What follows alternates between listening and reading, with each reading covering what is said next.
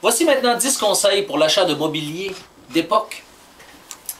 Acheter des meubles d'époque est l'une des plus belles choses que vous pouvez faire pour meubler votre maison dans un style qui est tout à fait le vôtre. De plus, vous pouvez vous sentir très bien lorsque vous faites un achat de meubles d'époque, puisque vous le faites aussi pour votre planète. Alors voici le premier conseil. Faites des visites fréquentes. Découvrez les différents magasins de meubles d'époque de votre région ou dans une région qui a de vieilles maisons. Si vous y allez souvent, cela vous permettra de remarquer les pièces qui sont sur le plancher depuis une certaine période de temps. Ouais, de bonnes aubaines. Si vous développez une relation avec le personnel, il pourrait même vous dire s'il y a quelque chose qui pourrait être d'intérêt pour vous. Deuxièmement, regardez dans les friperies. Parfois, les mobiliers d'époque vendus dans les friperies sont en meilleure forme. Si vous faites des emplettes pour des meubles rembourrés, il est logique de chercher pour des meubles usagés. Car il n'est pas très rentable de remettre à neuf des meubles rembourrés et ce n'est pas quelque chose que les friperies font eux-mêmes.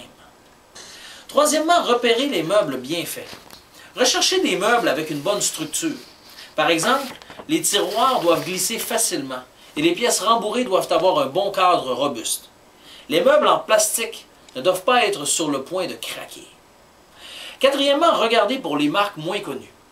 Il serait bien de trouver des noms de marques familières, mais ne vous limitez pas à des marques notoires, connues et publiques uniquement. Vous pouvez rechercher d'autres fabricants et ils peuvent être aussi moins chers, mais tout aussi bons. N'oubliez pas de chercher des meubles qui sont bien faits et bien construits à l'origine. Cinquièmement, regardez pour la qualité. Juste parce que c'est un vieux meuble ne signifie pas que la qualité est excellente. Évitez les meubles fabriqués avec des matériaux inférieurs et les contrefaçons. Chaque époque a fait sa part de bien et de mal. Les meubles d'époque ne font pas exception. Sixièmement, ne laissez pas les rayures vous faire peur. Les rayures de surface peuvent être fixées.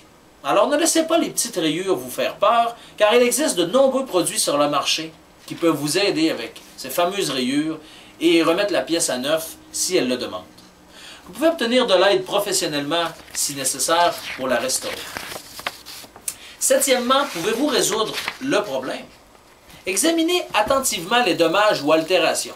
Si la pièce que vous voulez acheter est de valeur, utilisez les preuves de dommages pour négocier un meilleur prix. Mais avant de le faire, assurez-vous que la pièce peut être réparée et que le prix des réparations ne sera pas trop élevé. Huitièmement, soyez sûr si le meuble s'agence avec le reste du décor. Compte tenu de la taille, des meubles peuvent paraître trop grands ou trop petits dans un magasin, alors prenez toujours vos mesures et assurez-vous que le meuble d'époque va cadrer avec votre décor.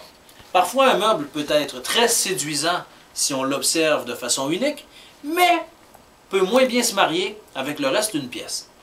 Neuvièmement, réutiliser pour le style. Voyez si vous pouvez réutiliser les meubles. Par exemple, utiliser une petite table de chevet dans des lieux inattendus, ce qui pourrait donner à une pièce son propre style.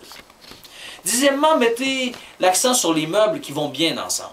Acheter un ensemble complet de meubles d'époque peut être coûteux.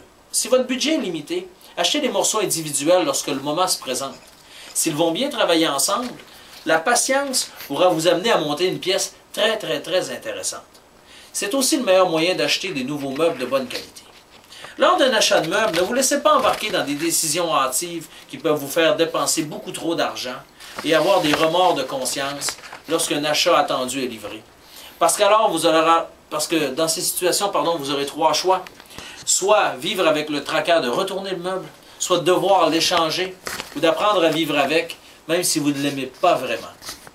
En d'autres termes, quand il s'agit de meubles, la patience est de mise.